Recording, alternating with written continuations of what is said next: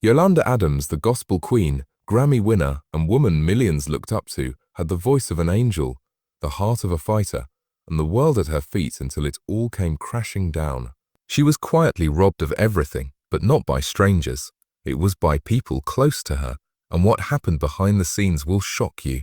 Yolanda Adams wasn't just a singer. She was a spiritual powerhouse whose voice could lift you out of your darkest moments.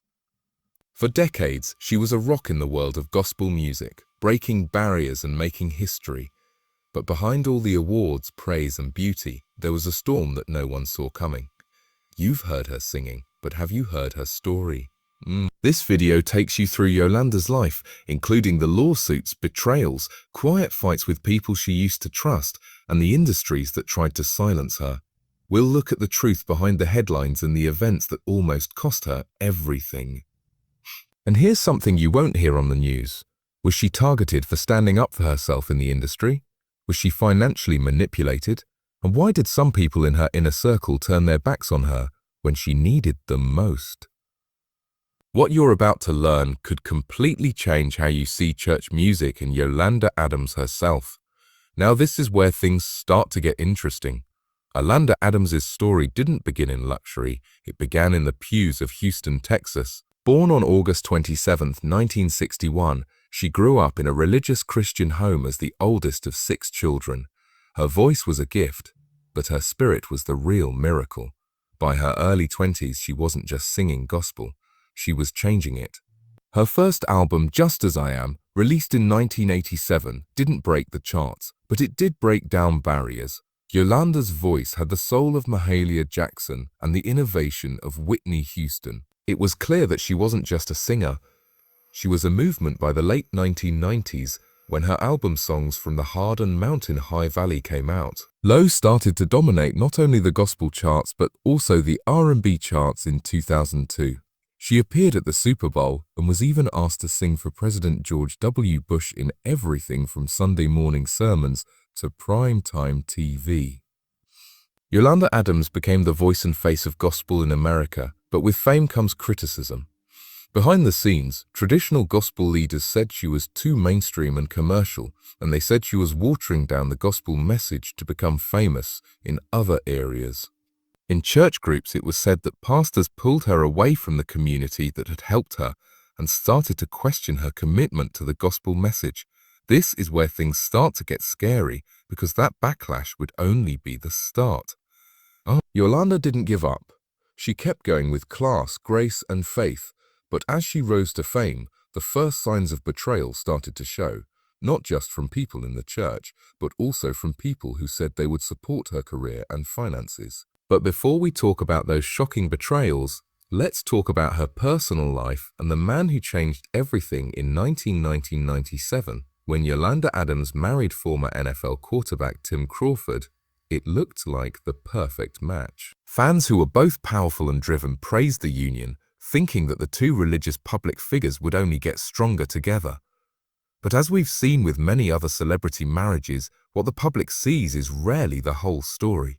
While Tim Crawford was famous for his work in football, his personal and business dealings began to raise red flags when they were not seen by the public. Yolanda focused on her music and ministry and trusted him not only as a husband, but also as a financial partner who would protect her assets, manage their shared investments, and help them grow their empire. But that trust would be devastating, according to multiple sources and court documents. In 2004, just 7 years after getting married, Yolanda and Tim finalized their divorce. The details of their split were mostly kept quiet in the press, but rumors in the industry told a different story.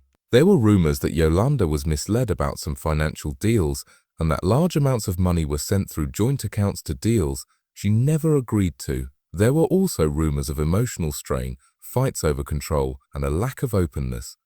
Then there were the lawsuits. After the divorce, Yolanda had a number of legal and financial problems, some of which were directly related to her ex-husband's business dealings. When Yolanda's creditors started calling, some said she was left with big debts that she hadn't made but was legally responsible for because of joint accounts and investments.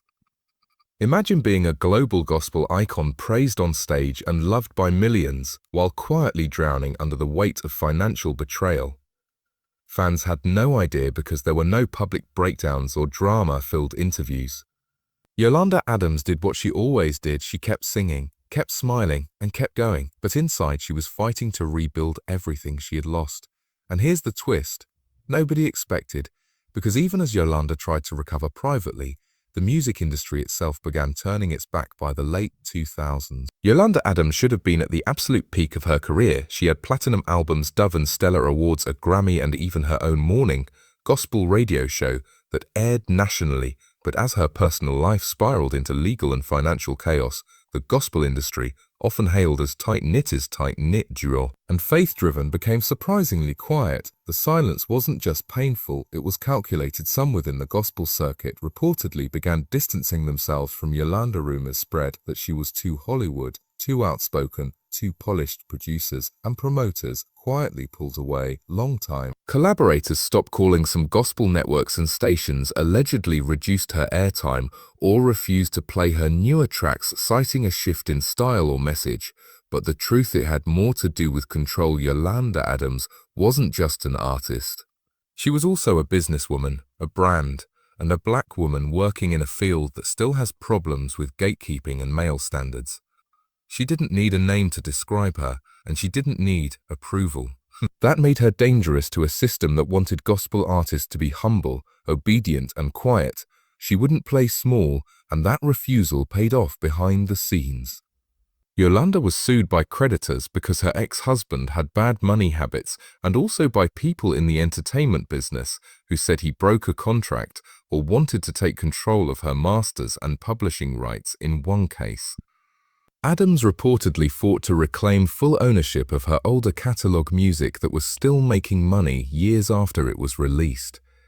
Legal documents suggested that she had unknowingly signed restrictive contracts early in her career that kept her from making full money from her voice. This is where things get troubling. While she was fighting for financial freedom, behind the scenes, another fight was going on to stop her voice from being shut down. She made fewer public appearances, got fewer job offers, and stopped being talked about in the media. It wasn't because she wasn't talented or at the right time. It was because someone powerful decided she was too powerful. Yolanda kept working and showing up, but fans started to notice, where was her next big album? Why wasn't she on new gospel collaborations? Why wasn't her name on award shows anymore? The answer was that she was being locked out, not because she wasn't talented, but because the industry was afraid of a woman reclaiming her voice and her worth. But just when it looked like she was out for good, Yolanda made a comeback that no one expected. Most people would have given up after years of financial stress, legal battles, betrayal, and rejection from the industry, but Yolanda Adams didn't just survive. She studied and slowly built a comeback that didn't depend on the gatekeepers who once tried to silence her. She did it without saying a word while major gospel that tried to erase her, not through public smear campaigns, but through missed invites, being left out of events, and being blacked out from the industry. Some people who work in the industry say it's because Yolanda refused to follow the unspoken rules of the business. She wasn't willing to compromise her integrity, so she didn't give in to pressure from record labels. Instead, she demanded ownership, demanded to be paid fairly, and demanded respect as both an artist and a businesswoman. As a black woman in a male-dominated religious entertainment world, that was enough to push her to the sideline. Others say it goes deeper, and that Yolanda's decision not to talk about the personal betrayals she went through made her easy to control the story, while others spoke out, did interviews, or told the truth. The truth. Yolanda stayed quiet and private, which is bad in a business that is based on how people see things. People often guess what's going on when there's quiet, but here's the scary part. There are still things Yolanda has never talked about: why she disappeared for almost a decade at the height of her career, why some gospel stars and executives who used to be close to her never spoke out in support of her when she went missing, or what happened to her personal finances during the fallout of her marriage and music career. To this day, you won't find her naming names. She hasn't written a tell-all, done an expose, or done any scandalous interviews, and maybe that's her biggest strength. It's not weakness on her part, it's wisdom. Still, friends who have been with her since the beginning want Yolanda to finally get the praise she deserves while she's still alive. Her legacy isn't just her voice, it's also her strength, her ability to keep praising through pain, her refusal to lash out, and her quiet fight to get back what was taken from her marriage, her career, and her spirit. Maybe that's why her story still hits so close to home. Behind the beauty, the elegance, and the fame is a woman who lost everything and still stood tall. She wasn't just taken for granted, she was almost erased, but God didn't let her light go out. Today, even without a major label behind her, Yolanda Adams is still a revered figure, and every new gospel artist with crossover dreams can see how she influenced her. Her name is still revered in both the church and the boardroom, and her music continues to minister to millions. She may not be on every billboard or at every award show, but her legacy and story live on.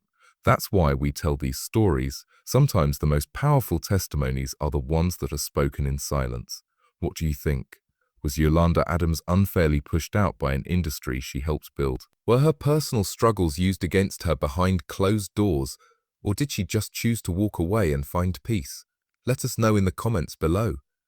If this story moved you or made you think differently about gospel music,